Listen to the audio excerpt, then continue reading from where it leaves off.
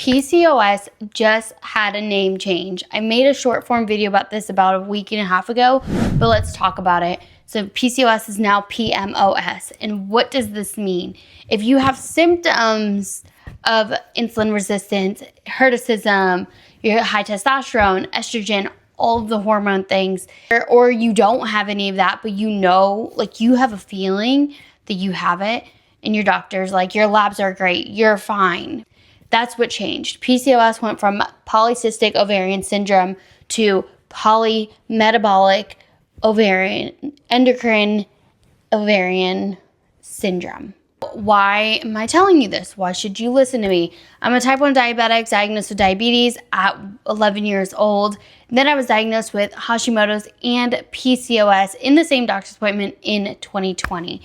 And at that time, since then, my testosterone had always been high on my blood work, and I started having the hair growth. And I always thought I have PCOS, but my doctor never said anything about it up until I shifted doctors, and they were like, hold on a minute.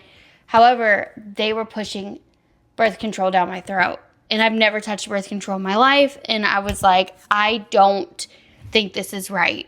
Let me try to make a difference with my food and what I'm eating, and then let's reconvene. Why is this important for you? The reason why this name change is so credible for the change of woman is that when it was polycystic, it was focusing on if you had cysts on your ovaries, which more times than not, we don't. Most of us who have PCOS or undiagnosed with PCOS don't have cysts on your ovaries. I did.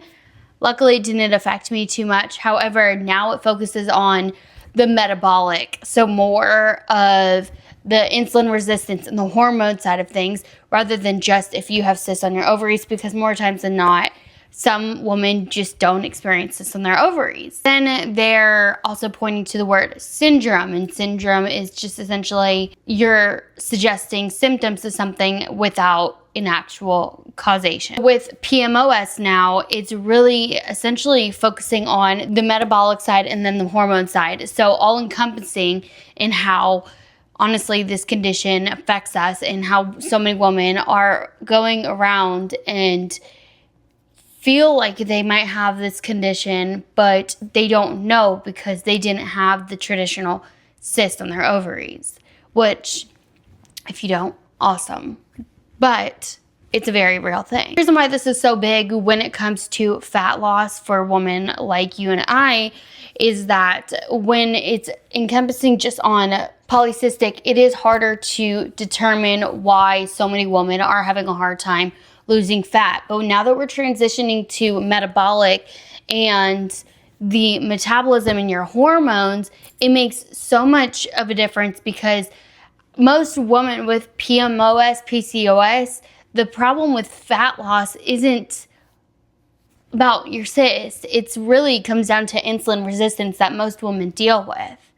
And if you are trying to work out, you're trying to diet, you're trying to do all these things, but nothing's working, sometimes the problem there is you're just insulin resistant and you don't know that. That's exactly why I created my Bloom method, because I focus on the blood sugar, you focus on the metabolism, you focus on the habits and the sustainability with your actual body versus just a regular program that women are pushing out.